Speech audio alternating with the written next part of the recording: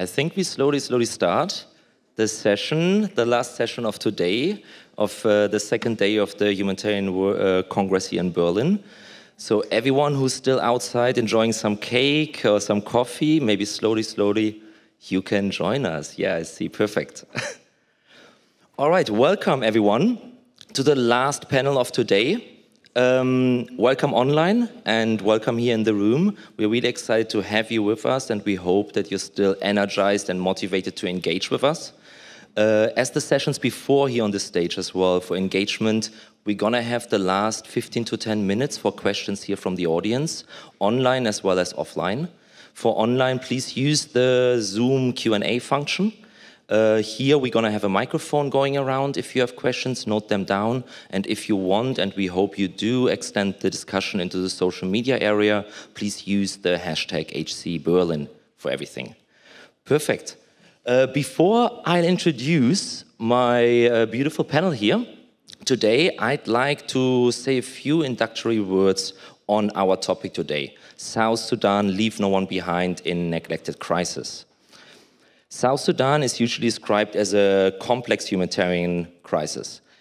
We have 76% of the population of South Sudan in need of humanitarian and protection assistance. The humanitarian situation is worsened by endemic violence, vast access constraints, and increasing climate shocks like recurring flooding and localized drought.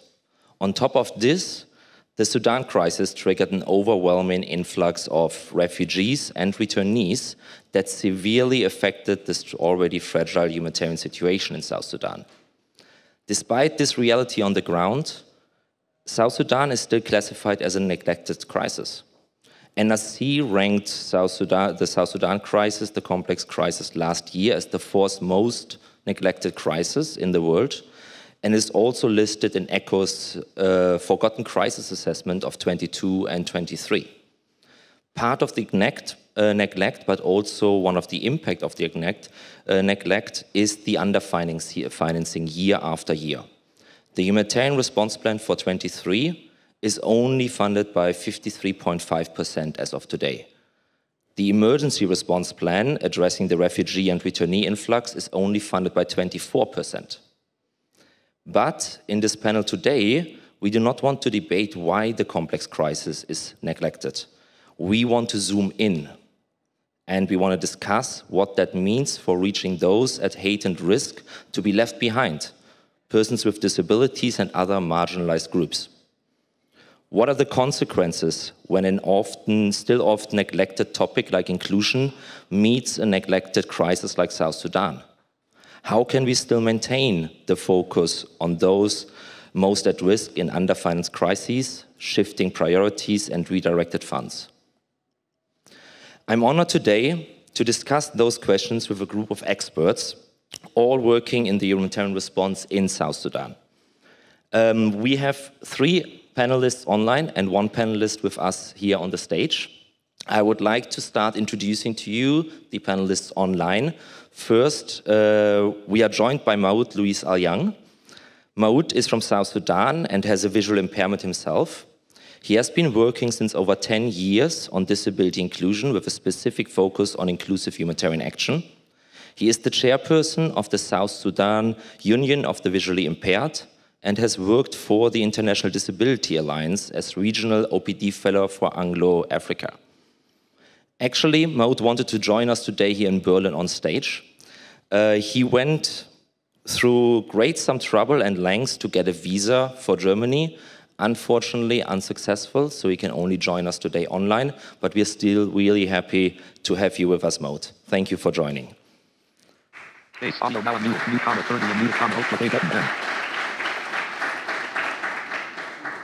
Second, also online with us is Umikalthum Noor. She's a humanitarian affairs officer of UNOCHA South Sudan's country-based pool funds. Umi has over 10 years of experience in humanitarian financing and has worked with the country-based pool funds in Somalia, Iraq, and now in South Sudan. Prior to joining UNOCHA, she worked with DRC as regional finance controller, overseeing the Horn of Africa. Also, a warm welcome for Umi to be with us. Thank you for joining us.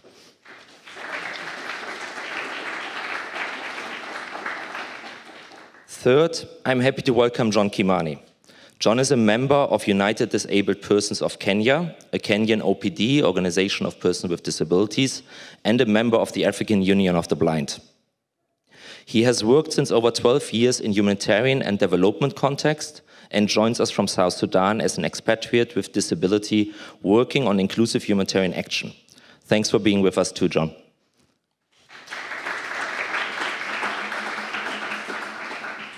And then last but definitely not least, I'd like to welcome Grace Awino with us today here in Berlin.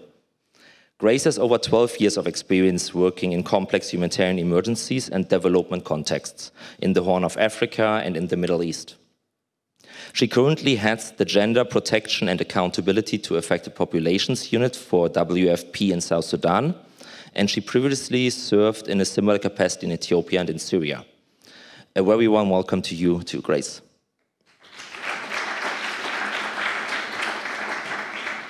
Now, without further ado, let's start our discussion. And I would like to start with you, Mauot, online. Can you paint us a little bit of a picture? How is the humanitarian situation of persons with disabilities in South Sudan at the moment? What do you hear from organizations of persons with disabilities and others affected by displacement, flood, food insecurity, and flash flooding?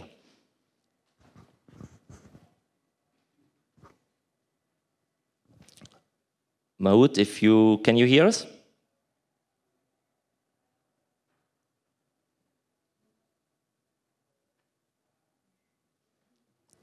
Seem to have a little bit of an internet connection issue. Mauot? Audio settings button, mute comma, currently Perfect. Mute comma. Base, mute comma, currently unmuted comma. You're unmuted, Mauot. We can hear you. Audio now unmuted.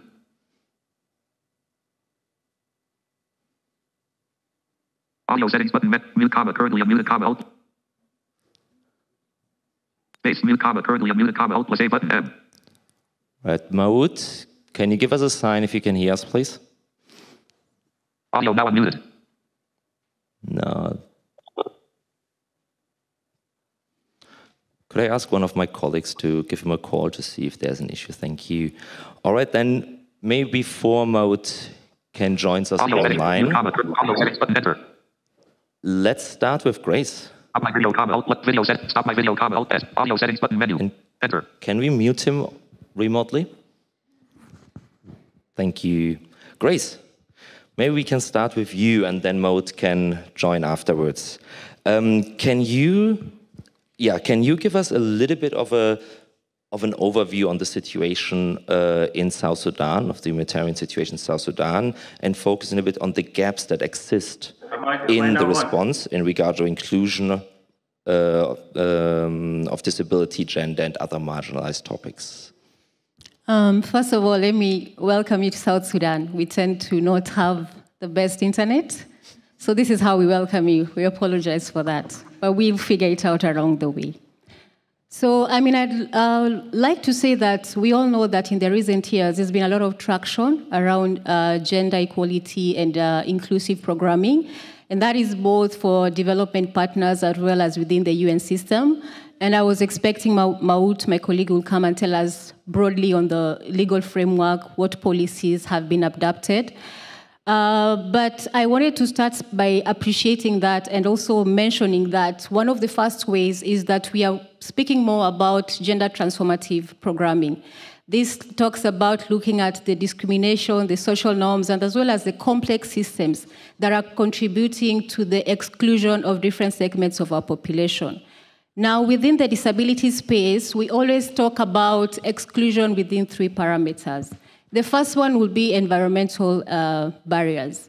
So, for example, I work for the WFP, the World Food Programme. And what happens is when there's an emergency, we basically take our tents, we take our bags, and we land. Okay? So that's what happens. And when we land here, most times we have to reach some of these places. We have to be flown to these places. So if we have to be flown to that place, you understand that the local community at most times have not had the ability to access wherever the food distribution points will be. South Sudan does not have proper road network. Some regions have been having flooding for the last 4 years. We have some distribution points that we have to try and provide. I remember I went to the Mauot region where we have a river response. So the communities certain times have to travel very long distances in order to be able to access our assistance. So you can imagine that if I'm a person with physical disability, I have to travel a very long distance to come and receive food, and we cannot set up food distribution points at every stop. The other issue is around accessible information. We might not necessarily have the right expertise in terms of even platform. This is a very clear example of information challenges that we might have. So you can imagine in the middle of WOW or South Sudan, do we have the right channels of communication that ensures that persons with disability receive information about the distributions that they have, if at all? We often rely on the community or we rely on the government structures to mobilize the people to come for distribution. We rely on them to pass information on entitlement. So if those mechanisms are not in place, then that means that the most vulnerable people will not receive information. And if we talk about the gendered aspect, this is a very extremely patriarchal society. So that information generally is expected to come from the men. So the men will then determine the number of people that will come. And we know men and information, not to be assumptive. I remember recently we were doing an exercise in Maban, and the community, we are doing prioritization, and the community said, we give information to the community leaders because that's the governance structures that we have, but they don't receive information. Probably after we have the community leaders, they went and sat somewhere and then they forgot. And then who comes up for distribution? Whoever had the information, which means that persons with disability don't receive this information. The packaging formats of the food that we share with some of our beneficiaries also means that it's limiting. The second issue that we face in terms of is attitudinal barriers. So within South Sudan, there's a presumption, as a lot of communities, that if you're having a person with disability, you're most likely caste, or there's something that you did wrong, especially intellectual disability and psychosocial disability. So these are the hidden segments of the population, and the community do not want to bring people to the forefront. And as I also mentioned, we depend on the leaders for the mobilization. So if the leaders don't think that these people are supposed to be seen, which means the distribution list is most definitely not going to be including the most vulnerable members of the community. I would like to give an example of now that we have the influx. So if, for example, at WFP, we insisted that we must do biometric registration, that will take quite a long time for us to have everybody verified. In an emergency, we serve as you go. You come, you've been traveling from Khartoum, you've gotten into South Sudan from the border entry point. We're not going to insist that we must verify you, we must fingerprint you, we just fast-track you and give you assistance. So that means that, again, there are certain people who will not be seen by the societies. But oftentimes, sometimes, when those people of additional value, then you might actually see them, but it's more from an exploitative lens than an inclusive lens. The other thing is also the people that we work with. The people who are providing services, they don't understand the dietary needs or requirements for persons with disability. Lastly, we have institutional barriers. We talk about the same people who are making the laws and policies of the country, who don't have the proper understanding about persons with disability, what the laws are. But there's been, again, like I mentioned, progress from South Sudan because now we have got the convention and the additional protocol that has been turned into law. But we also need to have those institutional barriers that are addressed so that we are inclusive in our programming. Thank you. Thank you very much. A very good, concise picture of a complex situation. And maybe we can try again if Mauot is by now able to hear us. Am I audible now? Yes, we can hear you. Perfect, Mauot. That's wonderful. Actually, with regard to what has been said on disability in South Sudan, I would say that what my colleague has already mentioned is true. And I just would like to add a few points because when we look at the context in South Sudan from an outside perspective, it is important to highlight that several factors exacerbate the humanitarian context in South Sudan, such as climate change, which contribute to the issues related to flood and drought in some parts of South Sudan, in a context where many people depend on rain for agriculture, and which that agriculture is mainly the source of their food.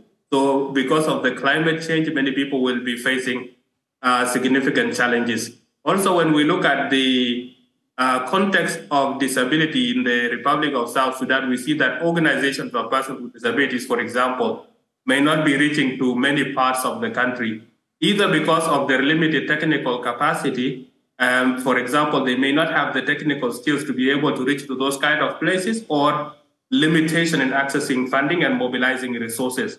So those various factors affect the capacity of organizations of persons with disabilities to be able to reach to different parts of the country, leave alone the negative perceptions that is sometimes held by humanitarian actors and the government stakeholders regarding the inability of organizations of persons with disabilities to participate in those kind of programs. Sometimes it is not a predetermined and fixed strategy and deliberate strategy by those actors, but it could be sometimes due to attitudes and behaviors that exist in those particular contexts. When we look at persons with hearing impairment in the context of South Sudan, for example, many of them face significant challenges and inability to communicate with the members of the society. Therefore, they become more likely to be excluded from accessing some information that is provided to the members of the public, mainly because of several factors that we have few sign language interpreters in the country, around 6 to 7 sign language interpreters for the whole country is a very small number to represent persons with disabilities and to communicate with persons with hearing impairment in the entire country. Again, we look at an important factor that many persons with hearing impairment have not gone to school, and therefore they may not necessarily be able to understand the standard sign language. Therefore, most often people have to depend on third parties to help them in interpreting the messages and ensuring that they receive the communication. Now, when we look at our community, we see value being attached to whether you are a person with disability, a woman, a child, or whatever person you might be, there is always value attached to that. And when we look at women with disabilities, for example, they are often viewed as people who are extremely vulnerable to the extent that they may not be able to go outside because they are women. They may not be able to participate in so many activities because of the gender stereotypes that exist in the society. When we add to it issues such as disability, now their situation is worsened. And we know that most often persons with disabilities are denied from opportunities such as accessing education, expressing their opinions in the public, participating in governance, participating in the society like other members of the society. They become more likely to be excluded and be kept at home by the family members. Now, also, what is more problematic in this context is that most often persons with disabilities are preferred to remain at home because of general perception of the need for persons with disabilities to be protected, and therefore they are also, as a result, denied from accessing many important opportunities that they deserve to access. When we look at persons with disabilities, we have a strong organizations of persons with disabilities who are motivated and willing to work tirelessly toward changing the barriers and transforming the society to become more inclusive for persons with disabilities. Nevertheless, we know that the process can change gradually, and humanitarian actors have a significant role to play in making this process a reality. Thank you, Mauot. Thank you for your statement. And you mentioned now in the end the humanitarian actors and the humanitarian system. So I would like to bring John into the discussion now as working for a humanitarian organization and being an expatriate with disability himself. John, are you with us? I don't see your camera, so I guess your internet has a little bit of a drop as well, but I hope you're still with us. John, can you give us an indication if you hear us? So now we have John dropping off. All right, he will probably come into the discussion in a little bit again. Let's just continue it, how we started the discussion, and I would then come to Umi. Umi, from your experience working for the country-based pool funds for UNOCHA South Sudan, we know and we heard now that the crisis is complex and that it's heavily underfinanced. What impact does underfinancing, reduced and redirecting funds have on the gaps that were mentioned so far? Thank you, Haakon. First and foremost, let me just switch off my camera because of internet connectivity issues. I'm also in South Sudan. I'm in Juba currently, and then I'll just continue with my talk. Thank you. 1 minute. Perfect, Umi. We can hear you loud and clear, though, from our side. Thank you. So vulnerable persons in South Sudan are affected by multiple shocks, such as climate change, conflict, food insecurity. People are in dire need of assistance to address their priorities, yet limited funding compromises humanitarian partners' ability to support all their needs. With only 53.5% mobilized for the 2023 Humanitarian Response Plan, funding gaps remain across all humanitarian interventions. Humanitarian partners are forced to make heartbreaking decisions on priorities that require immediate support with limited or stretched resources, and in the end are unable to deliver quality and inclusive responses. The recent Sudan crisis has put an additional strain on the humanitarian situation in South Sudan. Humanitarian partners have mobilized resources to respond to the new needs of people arriving from Sudan. The increasing pressure and urgency to respond to new needs are having a severe impact on the lives of 6.8 million vulnerable people in need of vital support, many of whom are women, children, the elderly, and persons with disability. International humanitarian assistance has reached record levels. With evolving global crises, so have the demands made on it. And this is, we can see as we move along. And next year, we don't know what's going to happen in terms of donor contributions.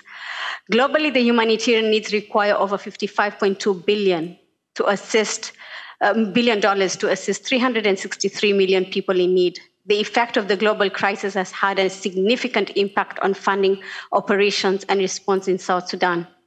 The war in Ukraine has disrupted supply chains, increased commodity prices, worsened food insecurity, and led to the depletion of donor funds as we are at this point.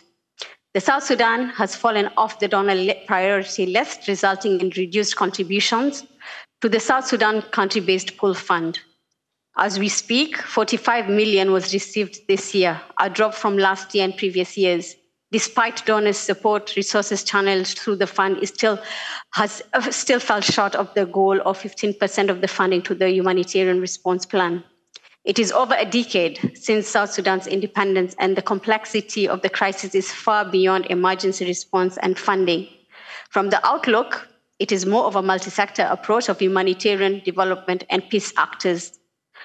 This innovative approach will add up to a coherent and equitable approach so that people facing crisis are not left behind because they are forgotten, underfunded, or out of money.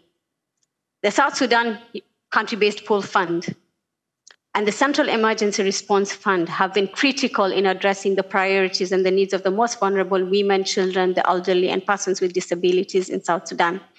This year alone, the pool funds cumulatively have supported the response in South Sudan by allocating $90 million.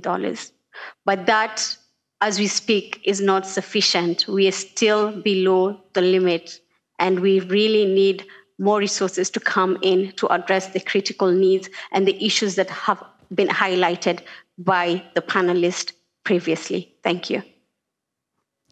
Thank you, Umi, for giving us quite a lot of information on how this financing situation is at the moment and how crucial it is to maintain and to increase the financing to actually address those most at risk of being left behind. John, do we have you back with us?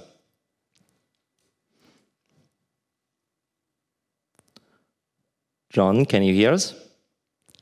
Yes, sorry, I lost connectivity, but I'm back. No problem at all. Welcome back, John. Great. Maybe you can now draw the attention a bit back what you hear in your work in South Sudan.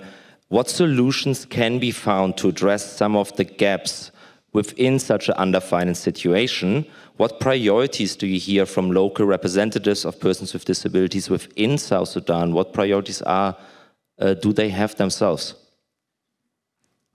Thank you, Haakon, and I'm happy to join you. Sorry for the technical hiccup of my internet. Being a person with disability in South Sudan and also from Kenya, when you talk to people with disability in South Sudan, their first call is how can we increase fund in terms of access to assistive devices, access to mobility aids? How can we improve their movement from one point to another point? Because most of the services are not near to where they stay. They are quite a distance, as it was given earlier, that most of the services are not near their homes. And if they don't have the mobility aids, then it's difficult for them to go to somewhere. Another thing is that it's quite easy for them to be resilient among their networks. That is organized person disability. But these organized person disability, as Mauot has highlighted, they are basically the capital city of Juba. They are not outside the capital city. And again, in the capital city, their capacity is limited. So they would wish to see a situation whereby the humanitarian community and the government purposely work towards programming that empower persons with disability and the organizations, ensure that they get access to, even if small grants or funding, that they can build their own system. They can be able to go outside Juba and to the rural areas of the country. The biggest challenge is that when it comes to people on the move, which South Sudan context, majority of the areas people keep moving because of various factors, could be climate, could be flooding, or could be some tension among the community. So when it comes to the movement in that time, most of the services that are available are life-saving services, protection and the rest. But when it comes to personal disability, they are left behind in terms of such a situation. And they would wish to see probably a team that is comprehensive all around, that can be able to respond at any crisis. As Grace said, humanitarian staff are airlifted to a certain location, but they airlift some staff who reach there. They don't have the know-how to do assessment of person's ability. They don't know what to do when they come across a person with physical impairment. Their mindset is in a situation that they need to help them. So person's ability, when I talk to them, when I work with them, they normally ask me, John, when shall we come from beneficiary level to stakeholders? When shall we be part of the system? When shall we be able to influence how funding goes, how activities are taken into the community? How shall we, our voice, how will we be able to be in the decision-making mechanisms and participate meaningfully in those mechanisms? So they would wish to see a more robust way of them, linking them with the government and the coordination mechanisms that are there, linking them with the humanitarian response teams, so that they are able to drive their own agenda. They're able to say, we need Y, A, B, C, D, not being told, here you are and your beneficiaries. They are quite excited, and the momentum is quite high after the signing of the Convention of the Right of Persons with Disability. And they are now looking to how can we be counted into the actions? How can we be included more? So the last bit is the one Mauot also highlighted, that most of the disabilities that are reached in the country are physical disability because they are easier to see and to identify. When it comes to the unseen invisible disabilities, psychosocial disabilities, hearing impaired, those ones are quite left out, and they would wish to see a situation where even them are also reached when it comes to humanitarian intervention. Thank you, Haakon. Thank you, John. And maybe with this we can come to more what needs to change and more the solutions we can look at. And Mauot, do you want to join us back in the discussion? What solutions, what challenges, but also what solutions do you see and do you experience in your efforts to mainstream disability within the humanitarian response in South Sudan? Wonderful. I hope that you can hear me now better. Perfect, loud and clear. Yes, wonderful. Actually, the humanitarian context has to change. Particularly, it has to comply with the rights-based approach to disability, especially after the adoption of the UN Convention on the Rights of Persons with Disabilities, and particularly Article 11, which is supposed to be a universal standard that guides all humanitarian response programming. And the Humanitarian Summit has developed important documents that have also to be taken into consideration. For example, operationalization of the IAC guideline on inclusion of persons with disabilities in humanitarian action is a crucial step that is supposed to be taken by the humanitarian actors more seriously and be rolled out in all the in the entire humanitarian system. When it comes to the practical steps that need to be taken, we also wish that there will be a similar program, because we have the GenCap program that works on building the capacity on gender inclusion. in South Sudan, particularly for UN agencies. And we also need to have a similar program on disability that will support the entire UN system and the OCHA programming so as to become more disability responsive. Because sometimes when we plan issues to do with disability at low level, it becomes more difficult for us to push those issues to reach to the surface. But when we start from the bottom, when we have a comprehensive approach that takes into consideration bottom up and up down and an approach that comes from up to bottom, then we will make sure that the whole process will be complementary and work with one another. Also, what needs to change is that persons with disabilities need to be more included in different clusters, because when we look at the cluster system now in South Sudan, it is less inclusive and persons with disabilities are hardly seen in those kind of contexts. Therefore, when we look at the humanitarian needs overview and the humanitarian response plan, they are more likely to become exclusive of persons with disabilities, unfortunately. Therefore, what needs to change is to ensure that persons with disabilities participate in those kind of clusters and see and try to address the challenges that they might be facing. If it is something to do with reasonable accommodation, that has to be catered for. If it is something to do with the inability to access information, it has to be catered for. And that provision must be stated clearly in all the different types of programs so as to consider reasonable accommodation. Because when we look at different actors currently, they do not consider disability, they do not consider reasonable accommodation to be a commitment, and rather issues to do with disability are considered as matters of ticking the box rather than conditions to be complied with.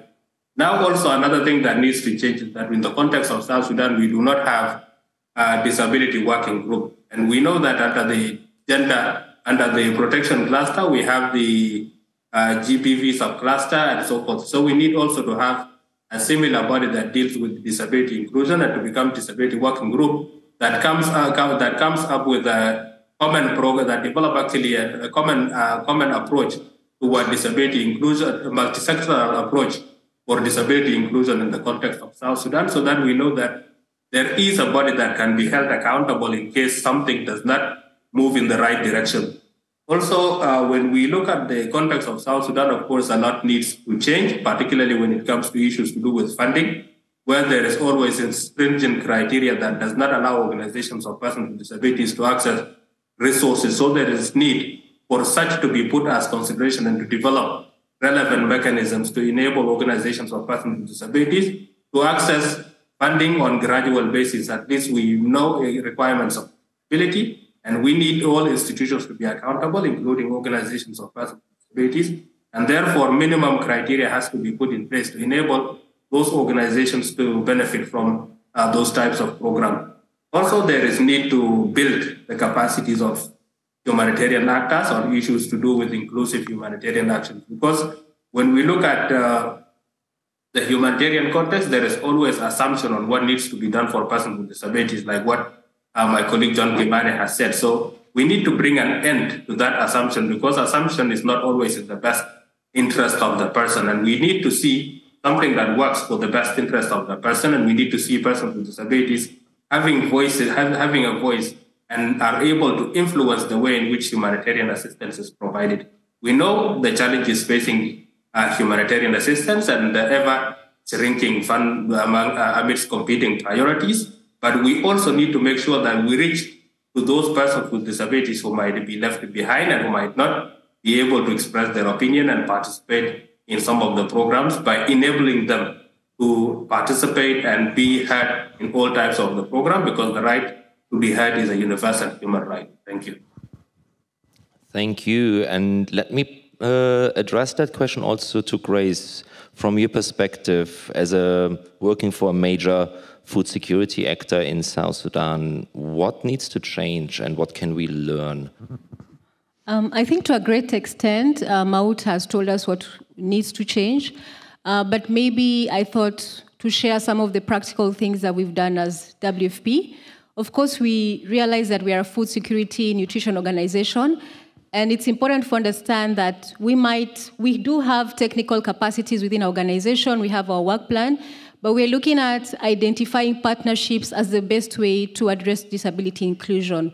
So in the past, for example, we've partnered with HI in one of our locations in Yambio to come and look at what we are doing, to let us know where we're not getting it correct, and to help us redesign our program in a manner that is more inclusive. So I think for me also, it's looking beyond mainstreaming to having a twin-track approach. And a twin-track approach also recognizes that there are some things that you might not be able to do. And simply because WFP does not have the capacity to do them does not mean that is in none of our business. It simply means that we need to identify who is able to support in some of those mechanisms. So we do have the Gender and Inclusion Task Force team within South Sudan. It's still a young working group. And that is a platform whereby certain issues around inclusions are being addressed. So I think this will be my addition to Mauot's recommendation. Thank you, Grace. And Umi, do you want to, and I don't see you right now on the screen, so I hope you're still with us. Umi, from your perspective, as a financing body as well with the country-based pool funds, what needs to change beyond that we need more financing for the crisis? First of all, I'd like to add a few points in terms of what the fund is actually doing in terms of supporting persons with disabilities directly. We've been actually funding humanity inclusion, and they've been supporting, as Grace mentioned, more of a twin-track kind of approach, whereby it's more targeted and mainstreaming, provision of the assistive devices, providing psychosocial support, and the funding that we've allocated to HI is mainly supporting persons with disabilities in Pibor, and there are a lot of successful stories that came out of it, and it's really beautiful to see that the fund, as it is, supports not only humanitarian, but also looks at things at a development kind of lens by providing those kind of provisions, helping them to be able to sustain themselves. There's a young lady we supported through HI. She couldn't move around. She was just in the house because of a disability impairment. And through HI, she was able to get some assistive devices, some assistive device whereby she was able to move around. She received some kind of psychosocial support because she was traumatized because of during the pandemic, conflict in the region. And from that, she says, this has brought me out of this space where I was in, and she was like, I'm happy now I can move around. I can be able to be with my other young friends. We can meet in child-friendly spaces and do a lot of activities together. But previously, I could not do that. One, because I'm a teenager, I'm a girl, I'm disabled, and there are a lot of challenges aligned to it. And the mother used to leave her out within the house to just go and fend for the family. But with whatever support we provided, a lot came out of it. And for me, I think trying to see what the fund can contribute to, no matter how small it is, it's really appreciative. When we go to the field and we get to talk to the beneficiaries directly when we monitor the project, it really shows that with the limited resources, we still can do a lot with it. Thank you for this really positive example and positive outlook that things can change, actually. And with this, I would like to extend a little bit our discussion to the questions from the audience. We have online participation and we have you here in the room. And let me first check with online if we have questions in Zoom. Not yet? All right, so for all of those who are listening to us online, if you have questions, please start typing them in, and then I would look into your audience. Do you have questions? Yes, please, here. Yep, you. Thank you. This is more of a question for all the participants. I don't really have anyone specific to ask directly. Grace has mentioned the gender and inclusion. Can you maybe introduce yourself real quickly? Okay, my name is Shiwen. I used to work in South Sudan until the last summer. So it's really nice to stay here today and feel the same internet problem that I had before again. So Grace has mentioned the Gender Inclusion Task Force, and I know that there are several other task forces that has been really great initiative happening in South Sudan, like the PSCA task force and several others. But one of the biggest challenges that I encountered working in places like South Sudan is actually the coordination between humanitarian actors. Doesn't matter if it's a task force or is it the cluster system that's led by OCHA or any other coordination system. And especially for the problem that's related to something, let's say, the things that we're talking today are usually having less funding than some other really highlighted topic. So for these kind of not so highly funded topics, how can we really have an effective, more effective coordination system to really have it in the very effective way to have every partner to actually devote themselves into the things that they want to work in? Thank you. So maybe Grace, you start, and then the others are invited to complement or have another position also. I will attempt to answer, but I will dodge it to OCHA because they are in charge of coordination. Yeah, you're very right. It's quite a big challenge. So, for example, when we did the Gender and Inclusion Task Force team, we decided not to do a strategy. Because we have so many strategies and exist that nobody wants to read another strategy. So basically what we are working on is an approach. And that was based on the advice, because within the task force, it's chaired between WFP and UNFP at the moment, but also we do have a gender advisor from OCHA. We've been trying to do the intercluster approach as much as possible, trying to make presentations in terms of what the Gender and Inclusion Task Force is doing. We've been trying to get indicators that could be adopted across the different clusters so that there's reinforcement around gender and inclusion.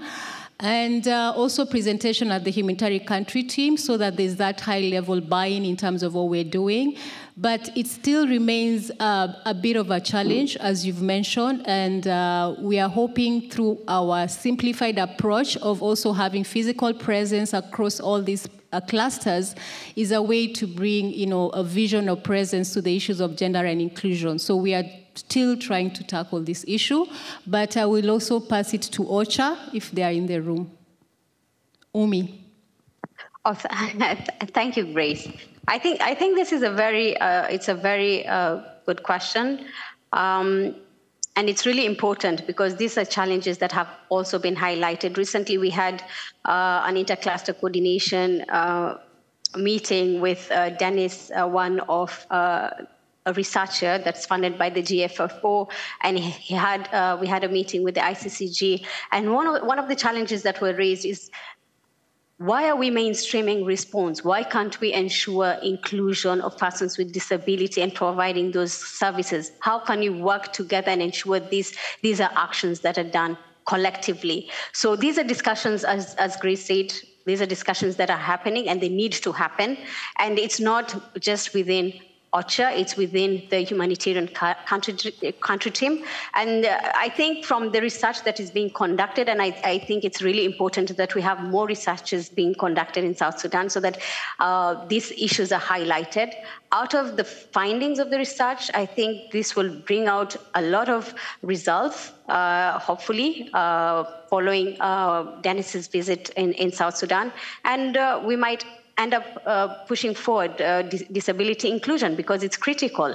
And I can see that even whenever we do fund our partners, because it is a challenge. Whenever we only have to fund one partner to provide such kind of services, it's unrealistic. When we have more than 1.3 million, when we look at our resources, 1.3 million people who are in need, and more than 260,000 persons with disability who require services, HI cannot do it alone.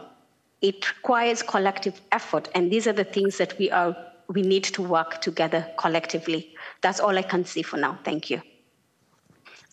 Thank you. And I see you with another question over there, but I would like to quickly give John and Mauot the chance if you would like to add something. John, do you want to come in?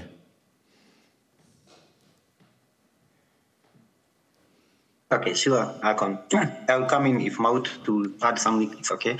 But if I got the question from the audience towards how can we do better in this low-funded topic? Because again, when you look in South Sudan, no one is willing to start another one. With a specific focus on the coordination between the humanitarian actors on this topic, if you might.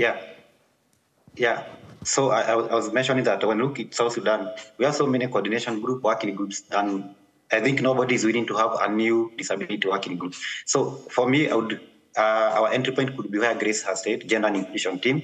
Probably can work with that team to strengthen it and expand it to also include gender disability inclusion, so that we have a more heavy voice when we go to presenting our issues there. But currently, it's a big gap. We don't have anyone coordinating disability inclusion in South Sudan. So it's left to partners and UNOCHA, and that is it. And that's the biggest gap we have. All right.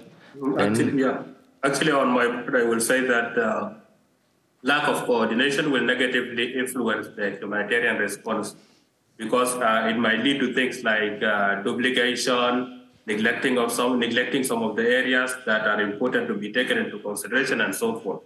So in my opinion, I will say that donors have a critical role to play in terms of ensuring that organizations coordinate the work among themselves. Donors have a significant role to play, like FFGO, there are other donors that are in the context of South Sudan also have critical role to play in ensuring that organizations coordinate the work among themselves. Also, we have the Relief and Rehabilitation Commission in South Sudan, which also has a significant role to play as a government stakeholder to ensure that organizations coordinate the humanitarian response. And I would say that organizations themselves have the responsibility to coordinate with other actors, as we know that responding in a specific part of humanitarian need does not solve the humanitarian humanitarian crisis. Therefore, need for coordination is important. And I will say that it is partly affecting issues to do with disability, and this is often resulting in issues such as neglecting organizations of persons with disabilities from being part of the existing humanitarian mechanism, because people are familiar. People want to continue with what they are used to, but it is important always to not only think outside the box, but it is always important to act outside the box. Thank you. Thank you very much. And then we have another question all the way in the back of the room. Hi, my name is Helena Weitz, and this is my first time being on a humanitarian congress. So I worked as a physiotherapist, and I have kind of a practical question. So what I heard is that it is sometimes a bit difficult to find professionals who know the assessments to see what the people really need, like where their problems are. So the question I have is, are there collaborations between professionals in, for example, Germany, US, or wherever, who can do some sort of tele or video therapy, or support the local therapists or the local practitioners in the diagnosing process? And that's the question. Do you have a specific person on the panel you would like to direct that question to? I think I would like to direct this question to John, because, John, the floor is yours. Okay, thank you very much.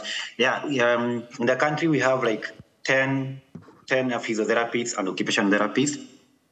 So you can imagine if there are 10 in the entire country, it's quite difficult for them to do much of the work in terms of assessment. And out of the 10, 5 are working with the HI. So the rest are left now. And that was in the middle of the sentence. Yeah, actually, let me complement what government hospitals and the rest. Wait a moment, Mauot. I think John is back. John, are you back? Yeah, I'm back. So in terms of having coordination professionally, I would say it's not there, it's not existing. We don't have a professional way of the professional in South Sudan to come together compared to other countries. It's something maybe we could take away as an action point from here. We see how best can we come up with such a body that can be helping them to grow in terms of their own profession. I would allow Mauot also to come in because he had something to say. Yeah. Thank you. In fact, in the context of South Sudan, we have two physical rehabilitation centers that are run by the government, which is one physical rehabilitation center in Juba and also another one in Rumbek, and the third one is on the process of establishment in Mauot. Nevertheless, also we have a college that is known as St. Mary College, which also train physiotherapists. But despite all this, the capacity to provide this technical support to persons with disabilities remain minimum, as many persons with disabilities continue to be out of reach by this kind of services. So it is important, as what John has mentioned, that it should be taken as an action point to be included in the training centers and the government-run centers, as well as something to be replicated among the humanitarian actors, particularly those that are providing rehabilitation assistance, which is actually a major requirement for persons with disabilities in many contexts, and particularly those who are working in the remote areas of South Sudan. Thank you. Does that answer your question sufficiently? Beautiful. We have still time, if I see that correctly, for at least 1 to 2 questions. Do we have anything online? Sorry, just checking online one more time. Nothing online. All right. Then here in the front, can we have a microphone all the way here in the front? Thank you.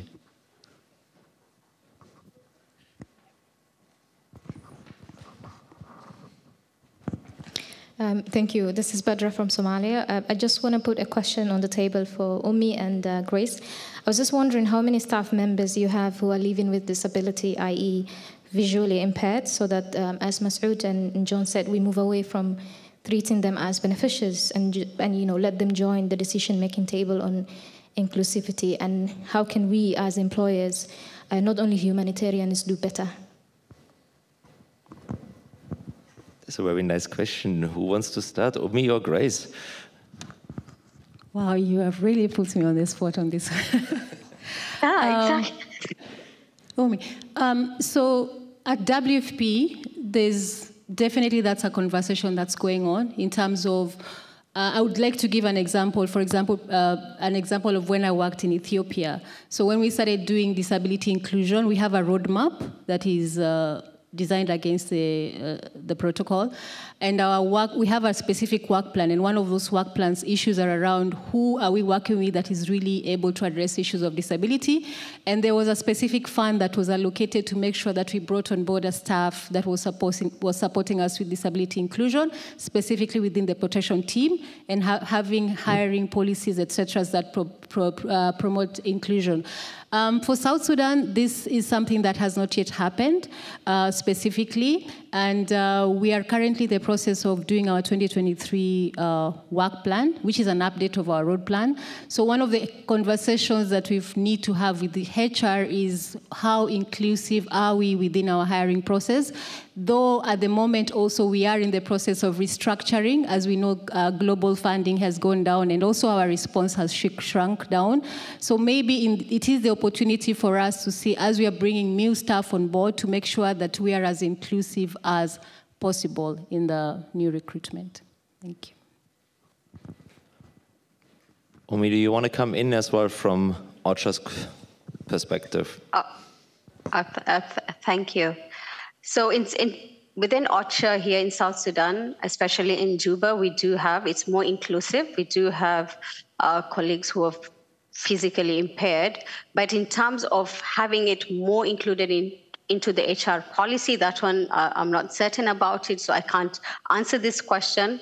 But these are things probably I'll have to check with my colleagues and then probably get back to just see how it works. But at the moment, apologies, you caught me off guard on that. Thank you. Thank you very much. All right, I'm looking into the room. Is there a last question?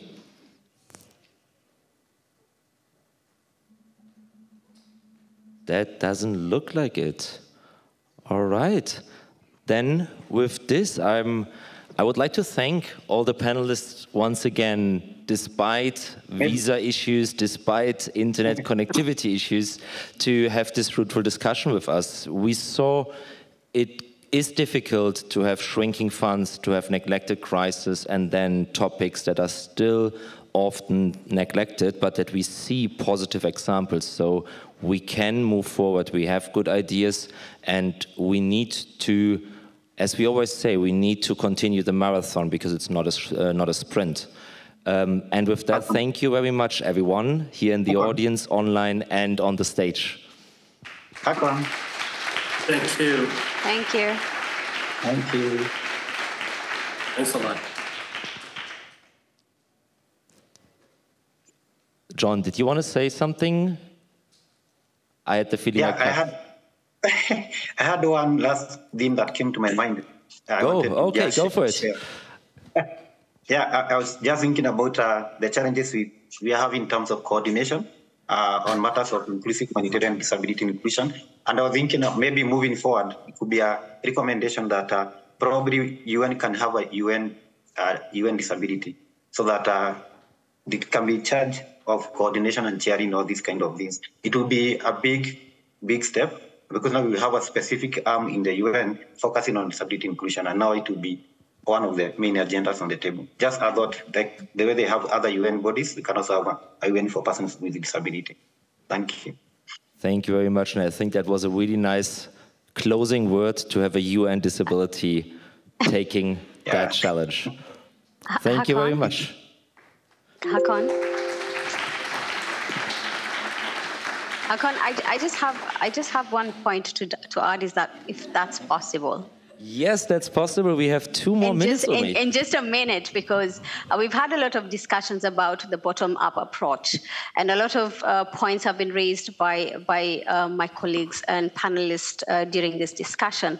And one thing that I really want to point out is that we need to promote new approaches, and that's a given, right? For example, we have an initiative. It's called the Flagship Initiative that was recently piloted in South Sudan. It aims to respond to more effectively to people's priorities. This can be achieved by community-driven. It's more a community-driven solution that contributes to community resilience and sustainable livelihoods, among others. So it's more of a bottom-up approach, which brings everyone on the table. It brings the communities, it brings the clusters, it brings the authorities, it brings the humanitarian actors, and to have those discussions with the communities to just highlight what their needs are, and that would be the basis of prioritization. This would include all vulnerable people, women, girls, and persons with disabilities. So this is an initiative currently that is being piloted in South Sudan, and discussions are ongoing. And it's good that I have John and Mauot on board, and those discussions, once we can have it as we move along now that they're here in South Sudan. Thank you. Umi, when can we expect some results or some findings from that we can look out for, that we can see what's actually changed with this initiative? Do you have a time frame for us? Currently, we're developing a plan, so the discussions are ongoing. Once we have it, it will be shared widely. So you'll have that information too. All right, thank you very much. And with this, we are really closing now, so no more at the moment, but we have something to look out for. And once again, thank you for listening. And I'd like you all to stay actually here in this room, because we are immediately starting with the closing remarks. So once again to the panel, thank you. And it's my honor to now also announce the closing remarks here on the stage. I'd like to call to the stage Nancy Balfour from the Center for Humanitarian Change and Badra Yusuf from Raksan. Please come to the stage when we are leaving at the same time.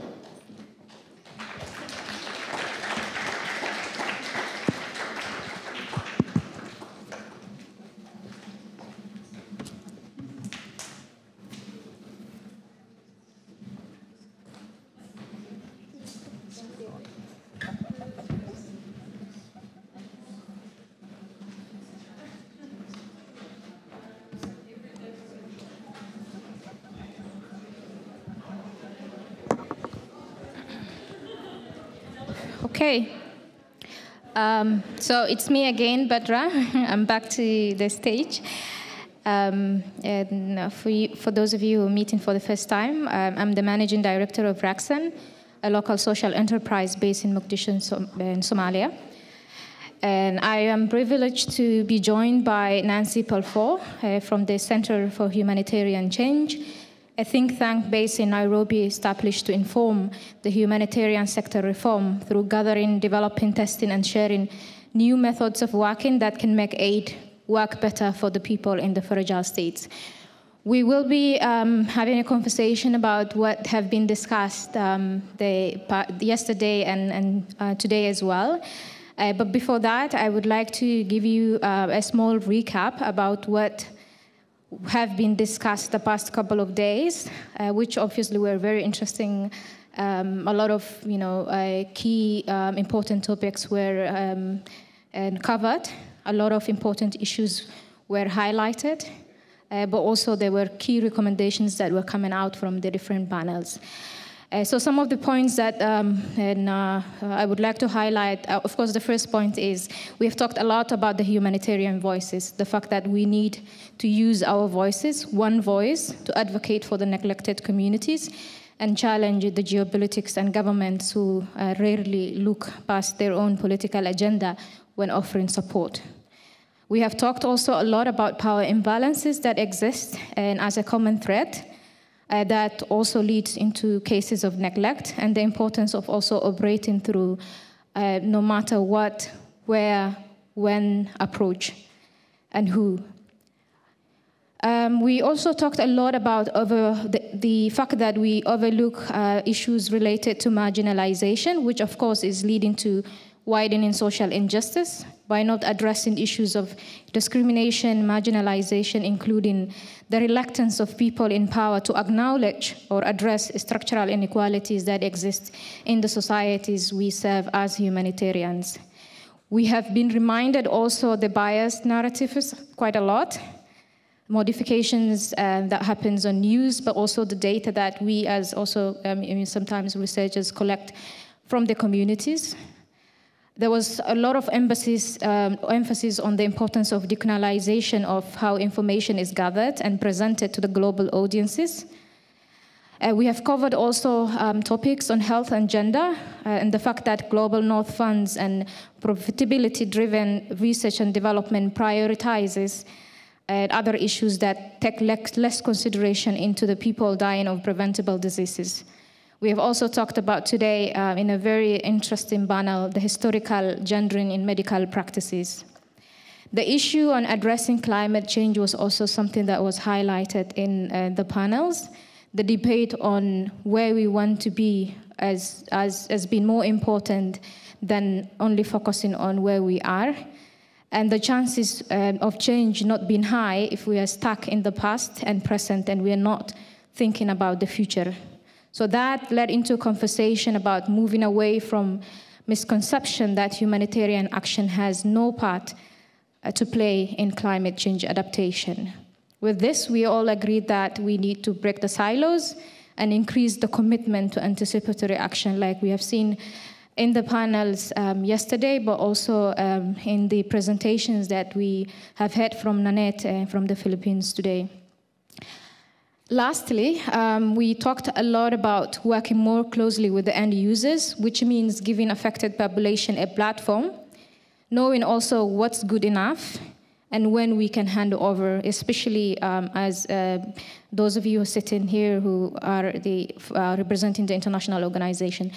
So the question that was put on the table in both the different panels that we had yesterday, but also the panels that we had today, is how can we build a better partnership with local actors so that they can drive the agenda, influence, use, and deployment of resources which are coming from different donors across the world. With that, I would like to ask Nancy, who's joining me here, based on her observation, what emerged for her about the interplay of attention, power, neglect, and the impact on humanitarian action? Thanks, Badra. So I think emerging for me, first I think we were talking a lot about neglected crises and neglected people, so at different levels. And I think it was appropriate that the 2 days covered both. The bottom line seems to be that power imbalances and geopolitics are basically what it's all about. And that seems to emerge from almost every session that we've had. And that can be very discouraging for us because we don't feel very powerful in that debate. But the truth is that we do have a role to play, and that we have a role to play particularly to call out the balances and challenge the narrative, even when that narrative is about our own inherent colonialism and the way we communicate from a slightly colonial perspective. So it is a little challenge to ourselves, and I think there was quite some criticism and discussion in a lot of the sessions about that.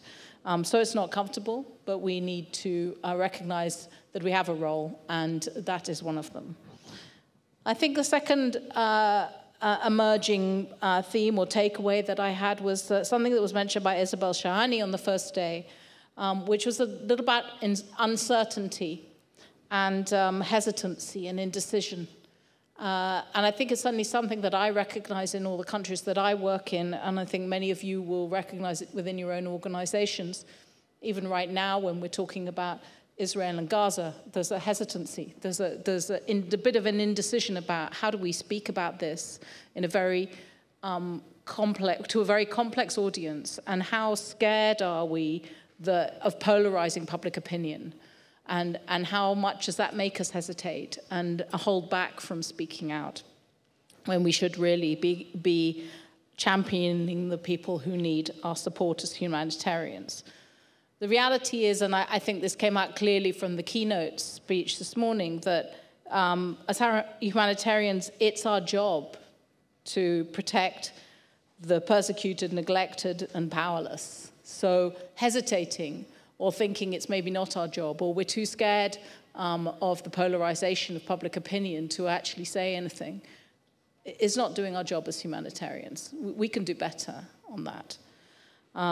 We should take sides. We shouldn't be scared to take sides, and the side we should take is to side with the powerless. And a personal aside from me is that when I first started my career, I read extensively from a writer called Pablo Nouri, who many of you may know from South America, and his most famous statement is to be neutral is to side with the powerful. And I think as humanitarians, we're so obsessed with neutrality and independence and impartiality in our principles that we somehow forget that. It's a little controversial in the humanitarian room full of humanitarians, but I think we have a role to play, and we should remember that to be neutral can sometimes mean to side with the powerful. So I think another point that came out clearly, especially from the keynote speakers this morning, is that we're failing on protection.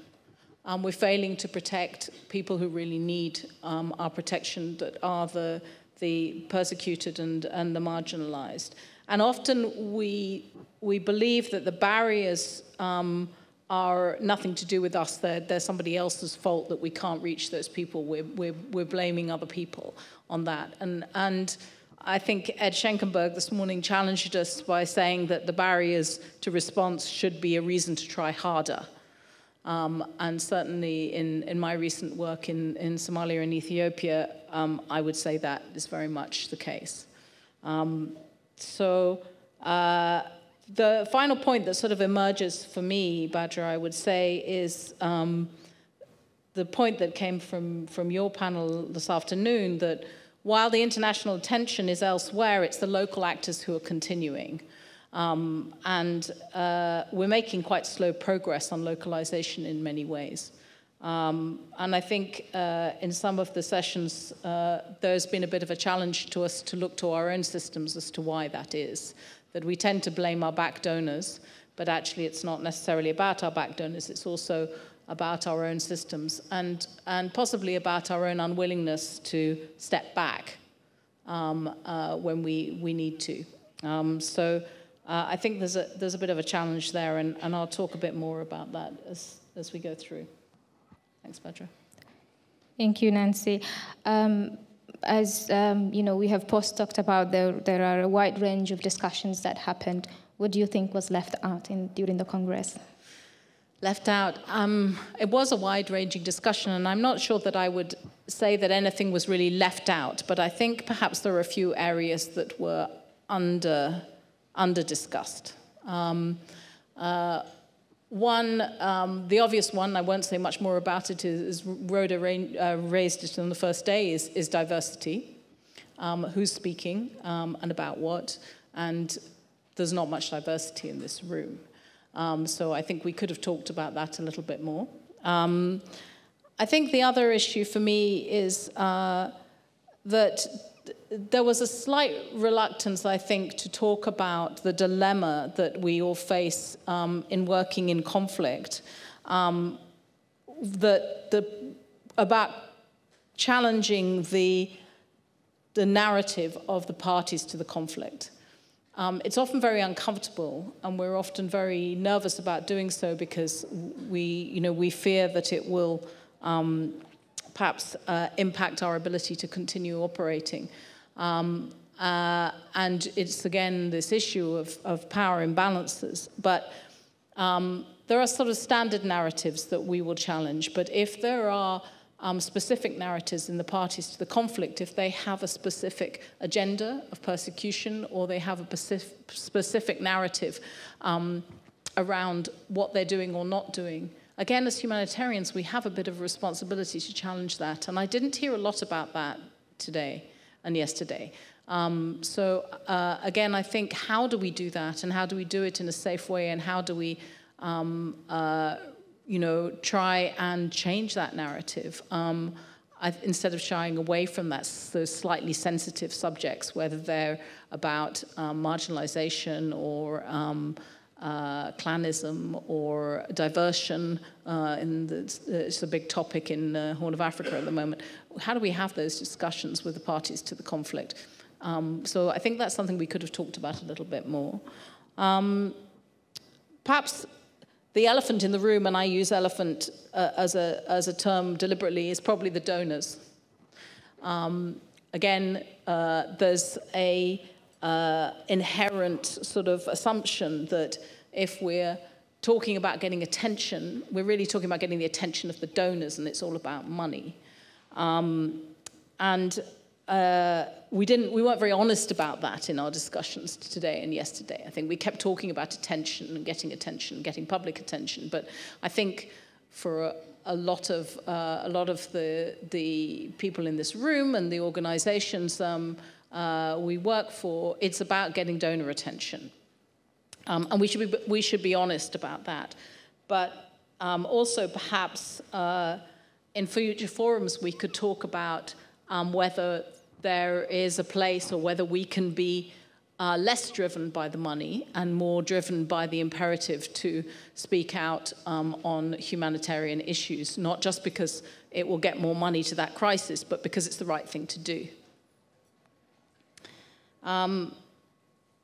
So I think that a third point, perhaps, that I didn't hear a lot about. And this I think comes up for me because there was quite a lot of discussion about the funding squeeze, the shrinking humanitarian funding and the shrinking ability to be able to respond to lots of crises at the same time. But we didn't talk very much about what do we do about that. Like for those neglected crises that we really don't have the means and the capacity to respond to, what are the solutions? Are we talking about durable solutions for some of these protracted crises?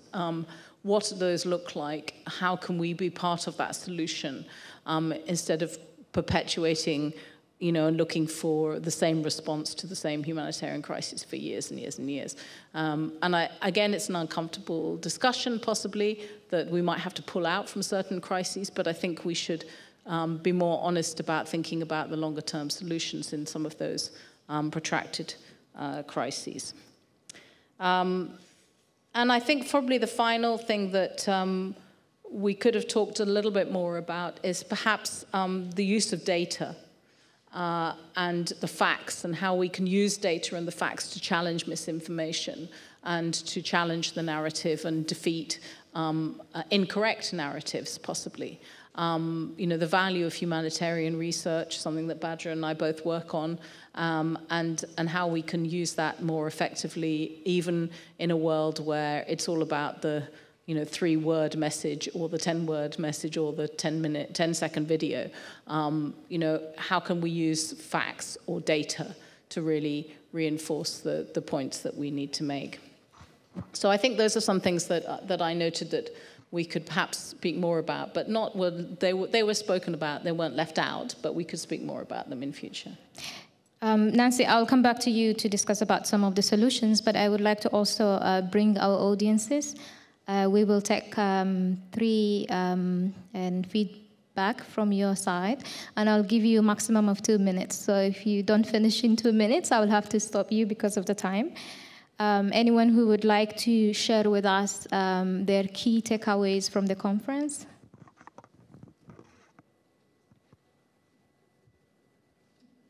You've scared everybody by saying they've only got 2 minutes. It's key takeaways. I've given you some of mine. Does anybody want to be brave enough to give us some bullet points on your key takeaways? Or probably we have then too much to say, huh? Okay, we'll give you some time to think about it. We'll come back to you. We have a hand, yes. Oh, we have a hand, good. Thank you for this event. I would like to highlight that it was very interesting to see the different perspectives from different actors on the same issue.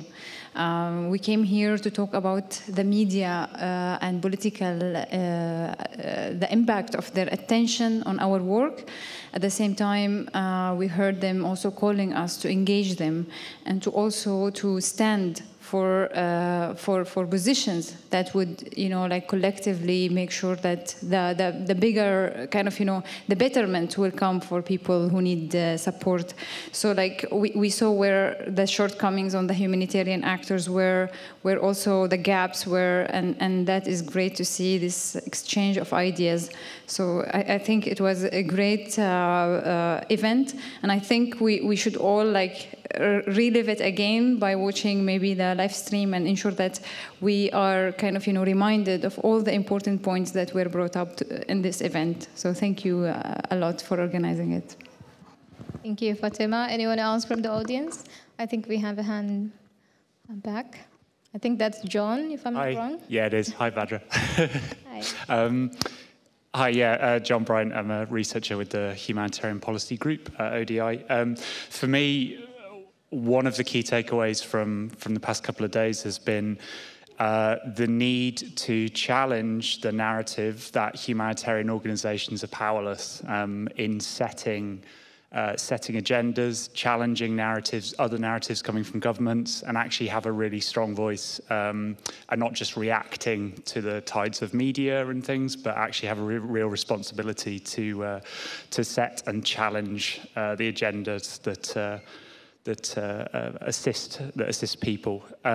For me, Nancy, another perhaps elephant in the room is the UN. UN agencies last year, the largest 3 UN agencies attracted 49% of the entire international humanitarian funding budget. You know, again, it's another group that I think has a massive responsibility to maybe be very reflective with the messages that it puts across, and yeah, consider itself as part of a wider ecosystem of actors. So yeah, that's another elephant for me. Thanks. Thank you, John. Coming back to you, Nancy, what are some of the solutions to reduce the inequity we have talked about and yesterday and today, driven by media and donor attention? And how can we apply them into our day-to-day work, the solutions? Great, thanks. I mean, the first one, I think, follows on exactly from what John was saying about the importance of coming together and speaking with one voice, that we have a voice, but that voice is much louder, and will have more impact if we can speak with one voice. And it's not always easy in a very competitive environment in the NGO world, but I think it's an important takeaway from here. And then borrowing unashamedly from what Tirana talked about this morning, one of the things she said was, don't shout loud, shout smarter. And that really resonated with me, coming from some of the very complex and politically charged conflict situations that I've been working in recently, where there's been a real fear to speak out, where there's been a failure of protection. And there was real division in the humanitarian communities about whether to speak out at all or whether it was too risky. And so I think that message that you don't have to speak loud, you have to speak smart, that there is a way to get the message across, to try and influence, to try and change the status quo without making a huge amount of noise and getting yourself thrown out of the country. So I think we should all think about that carefully. I think something else that was talked about this morning a little bit was to encourage us not to hide behind that false narrative that defending people in crisis is too risky, and that we won't be able to stay and deliver if we speak out, and that there's a sort of false dichotomy in the divisions between humanitarian action and human rights. We tend to separate ourselves and think, oh, we don't really want to go down that route, but really there are plenty of times when we have to work together, and when humanitarian actors can also be human rights activists, and especially when it comes to neglected peoples or neglected crises. So I feel that working more closely with human rights actors is probably one of the solutions. I think, as I spoke about before, possibly what emerges very strongly in different ways from nearly all the sessions and as a solution is that we genuinely need to cede power to local actors and recognize that in many cases they're better placed to support neglected people in crises. We also need to be able to give them a safe, and I emphasize safe, platform to speak out on where there is neglect and abuse. And I think we need to do that while recognizing that we too often transfer the risk from ourselves to our local partners, and we need to be mindful of that and provide a platform at the same time protecting them from the same risks that we protect ourselves from. So I think those are my main solutions that I sort of took away from the 2 days. There was one more sort of practical step that I might mention, if I've got time. Yeah, please. I see Rona in the front here, and this is borrowing from her yesterday, talking about big English. So I think a practical step that was brought up by several speakers was the need to identify positive success stories and to be able to tell a more positive narrative, not just a negative narrative. And I've put that together with the big English because I think we're not always very good at speaking in plain English about what's happening. And big English is necessary for us to talk to each other, but we could perhaps use small English to talk to a wider audience and be a bit more plain speaking in the way that we engage with the media and expect the media to be able to explain quite complex issues to a wider audience. So I know that's those of you on communications, and there's a lot of you in the room already know all of this, but for those of us in the technical field, we tend to put out statements or say things in a tremendously huge jargon, and nobody understands a word of what we're saying. And I was listening to this last session and thinking, you know, actually, if I wasn't in the humanitarian sector, I would have no idea what those people are talking about. And they were talking about important things, but we need to perhaps speak in plainer English sometimes, and or plainer German, or plainer French, or plainer Swahili. So that people really understand what the issue is and we get the message across more clearly. Thank you, Nancy. I think for those of us who are leading local institutions on the ground, when we hear a statement like shout smarter, how we translated it, engage donors in a more diplomatic way, not only donors, but implementing agencies as well, so that you're not sidelined because, you know, you have less power. It's easier that people sideline you immediately when you start shouting and saying something that maybe most of the people wouldn't want to hear. And with that, I would like to just share with you a brief about tomorrow's session, the online session that we will have. We will be in a conversation with Patrick Gadara. I'm sure some of you would know Patrick, to discuss how preconceived ideas about humanitarian crises, emergencies, and responses influence how we identify and talk about them. So this is basically also how we translate the information and data that we are collecting from the field to the larger audiences.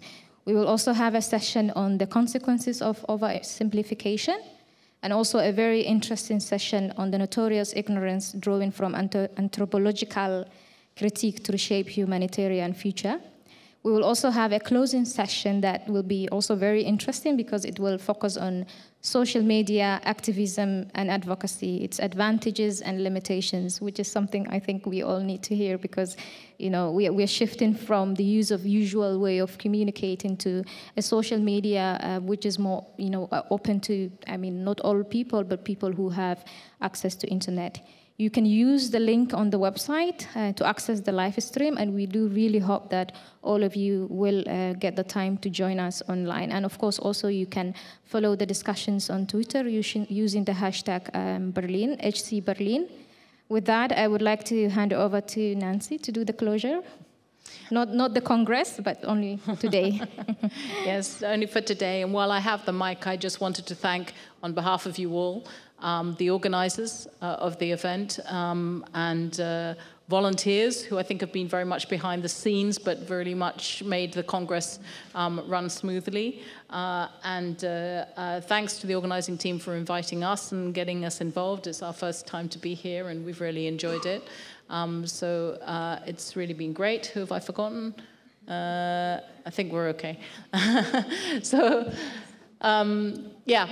thank you all. Thank you to you for being here and for listening and engaging in the last 2 days. And please continue to engage in the online day tomorrow. It will be super interesting, I'm sure.